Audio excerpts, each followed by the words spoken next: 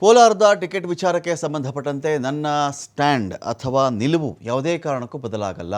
ಮುಖ್ಯಮಂತ್ರಿ ಜೊತೆ ಕೂಡ ಮಾತನಾಡ್ತೀನಿ ಅಂತ ಹೇಳಿ ಆಹಾರ ಸಚಿವ ಕೆ.ಎಚ್. ಮುನಿಯಪ್ಪ ಅವರು ಹೇಳಿದ್ದಾರೆ. ನಮ್ಮ ಮನೆಗೆ ಟಿಕೆಟ್ ಕೊಡಬೇಕು ಅಂತ ಒತ್ತಾಯಿಸ್ತೀನಿ. ನಾನು ಏನೇ ಟಿಕೆಟ್ ಕೊಡೋದಿದ್ರೂ ಕೂಡ ನನ್ನ ಫ್ಯಾಮಿಲಿಗೆ ಆ ಟಿಕೆಟನ್ನು ಕೊಡಬೇಕು ಅಂತ ನಾನು ಪ್ರೆಷರ್ ಹಾಕ್ತೀನಿ, ಒತ್ತಾಯ ಮಾಡ್ತೀನಿ ಅಂತ ಹೇಳಿ ಸಚಿವರು ಮಾತಾಡಿದ್ದಾರೆ. ಇವತ್ತು ಸಾಯಂಕಾಲ ಕೋಲಾರ ಮುಖಂಡರ ಜೊತೆ ನಾನು ಮಾತನಾಡ್ತೀನಿ. ರಾಜಕೀಯದಲ್ಲಿ ಇದೇನು ಆಗದೇ ಇರುವ ಬೆಳವಣಿಗೆ ಅಲ್ಲ, ಇವೆಲ್ಲ ಇದ್ದದ್ದೇ. ಟಿಕೆಟ್ ವಿಚಾರದಲ್ಲಿ ತುಂಬ ಸ್ಪೆಷಲ್ ಏನಲ್ಲ ಇದು ಅಂತ ಸಿದ್ದರಾಮಯ್ಯನವರು ಕೂಡ ಹೇಳಿದ್ದಾರೆ. ಕೋಲಾರ ಟಿಕೆಟ್ ವಿಚಾರದಲ್ಲಿ ಯಾರೂ ರಾಜೀನಾಮೆ ಕೊಡಲ್ಲ. ಇವತ್ತು ಸಾಯಂಕಾಲದ ಒಳಗಡೆ ಟಿಕೆಟ್ ಬಗ್ಗೆ ತೀರ್ಮಾನ ಮಾಡ್ತೀವಿ, ಎಲ್ಲರೂ ದಾರಿಗೆ ಬಂದಿದ್ದಾರೆ ಅಂತ ಕೂಡ ಡಿ.ಕೆ. ಶಿವಕುಮಾರ್ ಪ್ರತಿಕ್ರಿಯೆ ಕೊಟ್ಟಿದ್ದಾರೆ. ಕೊಡಬೇಕು ಅಂತ ನಾನು ಒತ್ತಾಯ ಮಾಡ್ತೀನಿ, ಪ್ರಯತ್ನ ಮಾಡೋಣ. ನಮ್ಮ ಸ್ಟ್ಯಾಂಡಲ್ಲಿ ಬದಲಾವಣೆ ಇಲ್ಲ, ಹೈಕಮಾಂಡ್ ತೀರ್ಮಾನ. ಎಲ್ಲ ಪಾರ್ಟಿ ನೋಡಿಗೆ ಬಂದವರು ಅವ್ರ ಜೊತೆಗೆ ನಮ್ದು ಏನಪ್ಪ, ನಾವು ಸಿನ್ಸಿಯರ್ ಲಾಯಲ್ ಆಗಿ ಕಾಂಗ್ರೆಸ್ಗೆ ಇದ್ದೀವಿ, ಹೈಕಮಾಂಡ್ ಇದೆ ನಮಗೆ, ಅವ್ರು ಏನು ತೀರ್ಮಾನ ಹೇಳ್ತಾರೆ ಅದನ್ನ ನೋಡ್ಕೊಂಡಿರ್ತೀವಿ, ಅಷ್ಟಕ್ಕೆ ತೀರ್ಮಾನವಾಗಿದ್ದೀವಿ. ಆದರೆ ಸಿದ್ದರಾಮಯ್ಯ ಮಾತಾಡೋದೇ ಮಾತಾಡ್ತೀನಿ, ಸಭೆ ಮಾಡ್ತೀನಿ, ಇಲ್ಲ ಮಾಡ್ತೀವಿ, ಕರೆಕ್ಟ್ ಮಾತಾಡ್ತೀವಿ, ಅವ್ರಿಗೆ ಕರೆದು ಮಾತಾಡ್ತೀವಿ. ಬರ್ತಾರೆ ಕೋಲಾರದವರೆಲ್ಲ ಭೇಟಿ ಮಾಡ್ತೀನಿ ಸಾಯಂಕಾಲ. ಎಲ್ಲ ಯಾರು ರಾಜೀನಾಮೆ ಕೊಡೋದಿಲ್ಲ, ಏನಿಲ್ಲ, ಅವ್ರದ್ದೊಂದು ಒತ್ತಡ ಇದೆ. ಇನ್ನು ನಾವೇನು ಟಿಕೆಟ್ ಅನೌನ್ಸ್ ಆಗಿಲ್ಲ, ಇವತ್ತು ಸಾಯಂಕಾಲ ತೀರ್ಮಾನ ಮಾಡ್ತೀವಿ. ಸೊ ಮುಖ್ಯಮಂತ್ರಿಗಳ ಹತ್ರ ನಾನು ಮಾತಾಡಿದ್ದೀನಿ, ದೇರಿಯವ್ರ ಹತ್ರ ಮಾತಾಡಿದ್ದೀನಿ. ನಾವು ಯಾವುದು ಅನೌನ್ಸ್ ಇಲ್ಲ, ಎಲ್ಲರೂ ಬಂದು ದಾರಿಗೆ ಬಂದಿದ್ದಾರೆ, ಎಲ್ಲರೂ ಒಗ್ಗಟ್ಟಿನಿಂದ ಇದ್ದಾರೆ. ಕಾಂಗ್ರೆಸ್ ಪಕ್ಷದ ಸೀಟನ್ನು, ಮೊದಲನೇ ಸೀಟು ಗೆಲ್ಲುವಂಥದ್ದು, ಆ ಸೀಟನ್ನು ಎಲ್ಲರೂ ಸೇರಿ ಒಟ್ಟಿಗೆ ಗೆಲ್ಲಿಸ್ತಾರೆ. ಯಾರ್ದು ವೈಯಕ್ತಿಕವಾದ ಪ್ರತಿಷ್ಠೆಗೆ ಕಾಂಗ್ರೆಸ್ ಪಕ್ಷ ಅವಕಾಶ ಕೊಡುವುದಿಲ್ಲ. ಡೀಟೇಲ್ಸ್ಗಳಿಗೆ ಇದೀಗ ಶಿವಕುಮಾರ್ ಜೋಹಳ್ಳಿ ಇದ್ದಾರೆ. ಶಿವಕುಮಾರ್ ಜೋಹಳ್ಳಿ, ಎಲ್ಲಿಗೆ ಬಂತು ಕೋಲಾರ ಟಿಕೆಟ್ನ ಕಥೆ? ಮುನಿಯಪ್ಪನವರು ತಮ್ಮ ಫ್ಯಾಮಿಲಿಗೆ ಕೊಡಬೇಕು ಅಂತಿದ್ದಾರೆ, ಇನ್ನೊಂದು ಕಡೆ ರಮೇಶ್ ಕುಮಾರ್ ಬಣ ನೋಡಿದ್ರೆ ಹನುಮಂತಯ್ಯ ಅವರು ಕೊಡಬೇಕು ಅಂತ ಅವರು ಬ್ಯಾಟಿಂಗ್ ಮಾಡ್ತಾ ಇದ್ದಾರೆ. ಇದರ ನಡುವೆ ಇಬ್ಬರು ಜಗಳ, ಮೂರನೇವ್ರಿಗೆ ಲಾಭ ಅಂತ ಇನ್ಯಾರ್ದಾದ್ರೂ ಹೆಸರು ಬಲವಾಗಿ ಕೇಳಿ ಬರ್ತಾ ಇದೆಯಾ? ಒಂದು ಸರ್ಪ್ರೈಸ್ ಕ್ಯಾಂಡಿಡೇಟ್ ಇರುತ್ತಾ ಕೋಲಾರದಿಂದ ಕಾಂಗ್ರೆಸ್ನ ಕಡೆಯಿಂದ ಅಂತ?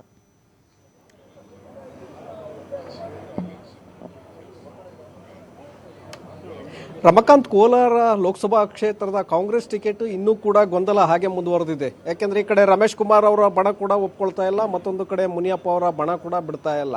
ಮುನಿಯಪ್ಪ ಅವರು ತಮ್ಮ ಅಳಿಯನಿಗೆ ಕೊಡಬೇಕು ಅಂತೇಳಿ ಡಿಮ್ಯಾಂಡನ್ನು ಇನ್ನೂ ಕೂಡ ಮುಂದುವರಿಸಿದ್ದಾರೆ. ಇವತ್ತು ಡಿ.ಕೆ. ಸುರೇಶ್ ಅವರ ನಾಮಿನೇಷನ್ ಪ್ರಕ್ರಿಯೆ ಮುಗಿದ ನಂತರ, ಈಗ ಸಿದ್ದರಾಮಯ್ಯನವರು ಕಾರ್ಯಕ್ರಮದಿಂದ ಬಂದ ನಂತರ ಮತ್ತೊಮ್ಮೆ ಅವರ ಜೊತೆ CM DCM ಜೊತೆ ಚರ್ಚೆಯನ್ನು ಮಾಡಿ ಈ ವಿಚಾರವನ್ನು ಬಗೆಹರಿಸ್ಕೊಳ್ತೇವೆ ಅಂತೇಳಿ ಈಗಷ್ಟೇ ಮುನಿಯಪ್ಪ ಅವರು ಕೂಡ ಹೇಳಿದ್ದಾರೆ.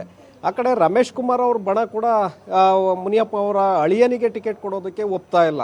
ಯಾಕೆಂದರೆ ಈಗಾಗಲೇ ನಮ್ಮನ್ನು ಹಲವು ಬಾರಿ ಸೋಲಿಸುವಂಥ ಒಂದು ಪ್ರಯತ್ನವನ್ನು ಮುನಿಯಪ್ಪ ಅವರು ಮಾಡಿದ್ದಾರೆ. ಹಾಗಾಗಿ ಅವರ ಕುಟುಂಬಕ್ಕೆ ಟಿಕೆಟ್ ಕೊಡೋದಾದರೆ ನಾವು ಯಾರೂ ಕೂಡ ಒಪ್ಪಿಗೆಯನ್ನು ಕೊಡೋದಿಲ್ಲ ಅನ್ನುವಂಥ ವಿಚಾರವನ್ನು ರಮೇಶ್ ಕುಮಾರ್ ಅವರ ಬಣದ ನಾಯಕರು ಕೂಡ ಹೇಳ್ತಾ ಇದ್ದಾರೆ. ಹಾಗಾಗಿ ಇದು ಒಂದು ಕಡೆ ಅಗ್ಗಜಗ್ಗಾಟ ಶುರುವಾಗಿದೆ ಈ ವಿಚಾರದಲ್ಲಿ, ಯಾರಿಗೆ ಕೊಡಬೇಕು. ಈ ಕಡೆ ಮುನಿಯಪ್ಪ ಅವರ ಅಳಿಯನಿಗೆ ಟಿಕೆಟನ್ನು ಕೊಟ್ಟರೆ, ಈ ಕಡೆ ರಮೇಶ್ ಕುಮಾರ್ ಬಣದ ಸಿಟ್ಟು, ರಮೇಶ್ ಕುಮಾರ್ ಬಣದ ಕಡೆಯವರಿಗೆ ಟಿಕೆಟನ್ನು ಕೊಟ್ಟಿದ್ದೆ ಆದರೆ ಮುನಿಯಪ್ಪ ಅವರ ಅಸಮಾಧಾನಕ್ಕೆ ಗುರಿಯಾಗಬೇಕಾಗತ್ತೆ. ಹಾಗಾಗಿ ಇಲ್ಲಿ ಹೈಕಮಾಂಡ್ ಒಂದು ಕಡೆ ಸಂಕಷ್ಟದ ಪರಿಸ್ಥಿತಿಯಲ್ಲಿದೆ, ತ್ರಿಶಂಕು ಪರಿಸ್ಥಿತಿಯಲ್ಲಿದೆ. ಈ ಕಡೆ ಇವರನ್ನು ಬಿಡೋಕ್ಕಾಗೋದಿಲ್ಲ, ಆ ಕಡೆ ಅವರನ್ನು ಕೂಡ ಬಿಡೋಕ್ಕಾಗೋದಿಲ್ಲ. ಅಂತಹ ಒಂದು ಸಂದಿಗ್ಧ ಪರಿಸ್ಥಿತಿಯಲ್ಲಿ ಇವತ್ತು ರಾಜ್ಯ ನಾಯಕರು ಕೂಡ ಇದ್ದಾರೆ, ಹೈಕಮಾಂಡ್ ಕೂಡ ಇದೆ.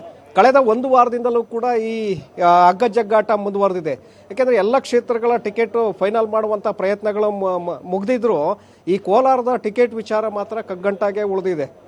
ಈಗಾಗಲೇ ಅಧಿಕೃತವಾಗಿ 24 ಲೋಕಸಭಾ ಕ್ಷೇತ್ರಗಳಿಗೆ ಅಭ್ಯರ್ಥಿಗಳನ್ನು ಘೋಷಣೆ ಮಾಡಲಾಗಿದೆ. ಉಳಿದಿರುವಂತಹ 4 ಬಾಕಿ ಕ್ಷೇತ್ರಗಳಲ್ಲಿ 3 ಕ್ಷೇತ್ರಗಳ ಅಭ್ಯರ್ಥಿಗಳನ್ನು ಈಗಾಗಲೇ ಅಧಿಕೃತವಾಗಿ ನಿರ್ಧಾರವನ್ನು ಮಾಡಲಾಗಿದೆ, ಫೈನಲ್ ಮಾಡಲಾಗಿದೆ.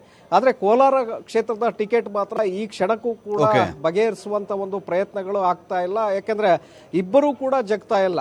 ಈ ಕಡೆ ಮುನಿಯಪ್ಪ ಅವರಾದರೂ ಒಪ್ಪಬೇಕಾಗತ್ತೆ ಅಥವಾ ರಮೇಶ್ ಕುಮಾರ್ ಅವರಾದರೂ ಒಪ್ಪಬೇಕಾಗತ್ತೆ. ಇಬ್ಬರೂ ಕೂಡ ಒಪ್ಪದೇ ಇರೋದ್ರಿಂದ ಸಹಜವಾಗಿ ಹೈಕಮಾಂಡ್ಗೆ ಈಗ ಯಾರಿಗೆ ಕೊಡಬೇಕು ಅನ್ನುವಂಥದ್ದು ಒಂದು ಕಡೆ ಇದ್ದರೆ, ಮತ್ತೊಂದು ಕಡೆ ಹೊಸಬರಿಗೆ ಕೊಡಬೇಕು ಅನ್ನುವಂಥದ್ದು, ಅಂದರೆ ಈ ಕಡೆ ಮುನಿಯಪ್ಪ ಅವ್ರಿಗೂ ಬೇಡ, ಆ ಕಡೆ ರಮೇಶ್ ಕುಮಾರ್ ಅವರ ಬಣಕ್ಕೂ ಬೇಡ ಅನ್ನುವಂಥ ನಿಟ್ಟಿನಲ್ಲಿ ಹೈಕಮಾಂಡ್ ಕೂಡ ಯೋಚನೆಯನ್ನು ಮಾಡ್ತಾ ಇದೆ ಅನ್ನುವಂಥದ್ದಿದೆ. ಹಾಗಾಗಿ ಅಚ್ಚರಿಯ ಹೆಸರುಗಳು ಕೂಡ ಮುಂದಕ್ಕೆ ಬಂದರೂ ಬರಬಹುದು. Ramakant, thank you Shivakumar Johalli.